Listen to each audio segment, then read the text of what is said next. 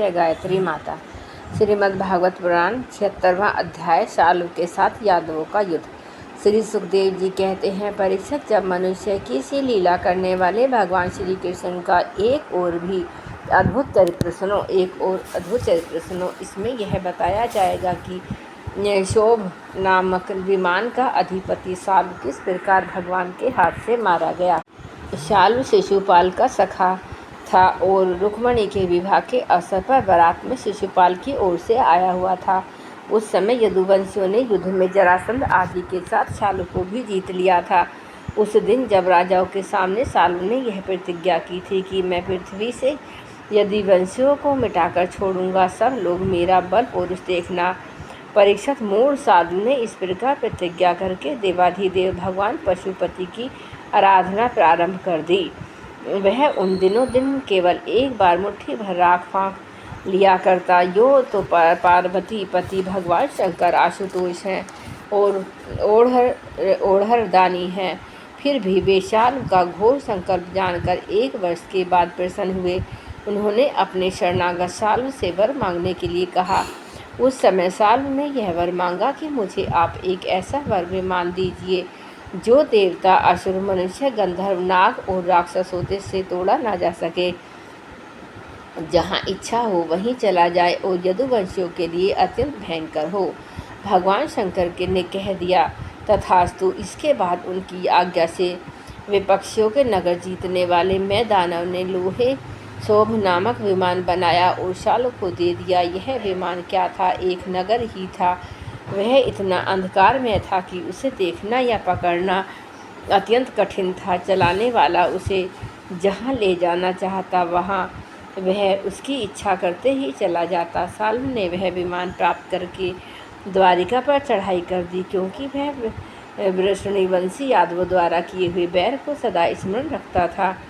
परीक्षित, शालू ने अपने बहुत बड़ी सेना से द्वारका को चारों ओर से घेर लिया और फिर उसके फल फूल से लदे हुए उपवन और उद्यानों को उजाड़ने और नगरों द्वारा फाटकों, राजमहलों, अटारियों, दीवारों और नागरिकों के मनोविनोद के स्थानों को नष्ट भ्रष्ट करने लगा।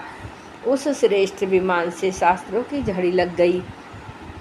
बड़ी बड़ी चट्टानें, वृक्ष, ब्रज, सर्प और ओले बरसने लगे। बड़े बड़े जोर का बवंडर उठ खड़ा हुआ। चारों ओर धूल ही धूल छा गई।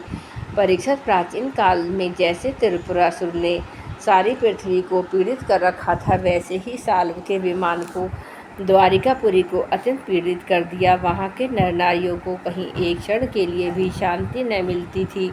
परम यशस्वी और भगवान प्रद्युम्न ने देखा हमारी प्रजा को बड़ा कष्ट हो रहा है। तब उन्होंने रथ पर सवार होकर उसका ढांढस बंधाया और कहा कि डरो मत। उनके पीछे पीछे सात्यकी, चारुदेश, नृसाम भाइयों के साथ अक्रूर, कृतवर्मा, भानुबिंद, गद, शुक्र, चारण आदि बहुत से वीर बड़े बड़े धनुष धारण करके निकले। वे सबके सब महारथी थे।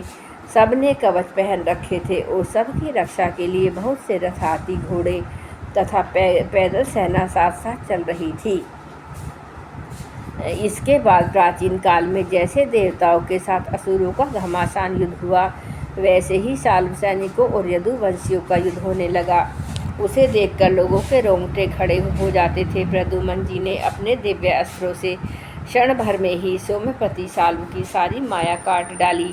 ठीक वैसे ही जैसे सूर्य अपनी प्रखर किरणों से रात्रि का अंधकार मिटा देते हैं। प्रद्युम्न जी के बाणों में सोने के पंख एवं लोहे के फल लगे हुए थे। उनकी गांठें जान नहीं पड़ती थी। उन्होंने ऐसे ही 25 बाणों से शालू की सेनापति को घायल कर दिया। परम मनस्वी प्रद्युम्न जी ने सेनापति के साथ ही शालू को भी 100 बाण मारे। फिर प्रत्येक सैनिक को 1-1, सारथी को 10-10 तथा वाहनों को 3-3 बाणों से घायल किया। महामना प्रद्युम्न जी इस अद्भुत और महान कर्म को देखकर अपने एवं पराये सभी सैनिक उनकी प्रशंसा करने लगे। परीक्षित, मैं दानव का बनाया हुआ शालू का यह विमान अत्यंत मायामय था। वह इतना विचित्र था, कभी अनेक रूपों में दिखता तो कभी एक रूप में, कभी दिखता तो कभी न भी दिखता। यदुवंशियों को इस बात का पता ही न चलता कि वह इस समय कहाँ है। वह कभी पृथ्वी पर आ जाता तो कभी आकाश में उड़ने लगता। कभी पहाड़ की चोटी पर चढ़ जाता तो कभी जल में तैरने लग जाता। वह अलाचक्र के समान मानो कोई दुर्मुही लुकारिया की बनेठी भांज रहा हो, घूमता रहता, एक क्षण के लिए भी कहीं ठहरता न था। शाल्व अपने विमान और सैनिकों के साथ जहाँ जहाँ दिखाई पड़ता वहीं वहीं यदुवंशी सेनापति बाणों की झड़ी लगा देते। उनके बाण सूर्य और अग्नि के समान जलते हुए विषैले सांप की तरह ऐसे होते थे। उनसे शाल्व का नगराकार विमान और सेना अत्यंत पीड़ित हो गई थी, यहाँ तक कि यदुवंशियों के बाणों से शाल्व मूर्छित हो गया। परीक्षित शाल्व के सेनापतियों ने भी यदुवंशियों पर खूब शस्त्रों की वर्षा कर रखी थी, इससे वे अत्यंत पीड़ित थे, परंतु उन्होंने अपना अपना मोर्चा छोड़ा नहीं। वे सोचते थे कि मरेंगे तो परलोक बनेगा और जीतेंगे तो विजय की प्राप्ति होगी। परीक्षित शाल्व के मंत्री का नाम था धूमन, जिसे पहले प्रद्युम्न जी ने 25 बाण मारे थे। वह बहुत बली था। उसने झपटकर प्रद्युम्न जी पर अपनी फौलादी गदा से बड़े जोर से प्रहार किया और मार लिया कहकर गरजने लगा। परीक्षित गदा की चोट से शत्रु दमन प्रद्युम्न जी का वक्ष स्थल फटसा गया। दारुक का पुत्र उनका रथ हाँक रहा था। वह सारथी धर्म के अनुसार उन्हें रणभूमि से हटा ले गया। 2 घड़ी में प्रद्युम्न जी की मूर्छा टूटी। तब उन्होंने सारथी से कहा, सारथी तूने यह बहुत बुरा किया, हाय हाय तू मुझे रणभूमि से हटा लाया। सूत हमने ऐसा कभी नहीं सुना कि हमारे वंश का कोई वीर कभी रणभूमि छोड़कर अलग हट गया हो। यह कलंक का टीका तो केवल मेरे ही सिर लगा। सचमुच सूत तू कायर है, नपुंसक है। बतला तो सही, अब मैं अपने ताऊ बलराम जी और पिता कृष्ण के सामने जाकर क्या कहूँगा। अब तो सब लोग यही कहेंगे न कि मैं युद्ध से भाग गया। उनके पूछने में मैं अपने अनुरूप क्या उत्तर दे सकूँगा। मेरी भाभियाँ हंसती हुई मुझसे साफ साफ पूछेंगी कि कहो वीर, तुम नपुंसक कैसे हो गए? दूसरों ने यह युद्ध में तुम्हें नीचा कैसे दिखा दिया? सूत, अवश्य ही तुमने मुझे रणभूमि में भगाकर अक्षम्य अपराध किया। सारथी ने कहा, आयुष्मान, मैंने जो कुछ किया है सारथी का धर्म समझकर ही किया है। मेरे समर्थ स्वामी, युद्ध का ऐसा धर्म है कि संकट पड़ने पर सारथी रथी की रक्षा कर ले, और रथी सारथी की इस धर्म को समझते हुए मैंने अपने रणभूमि से हटाया है। शत्रु ने आप पर गदा का प्रहार किया, इससे आप मूर्छित हो गए थे, बड़े संकट में थे, इसी से मुझे ऐसा करना पड़ा। जय गुरुदेव, जय गायत्री।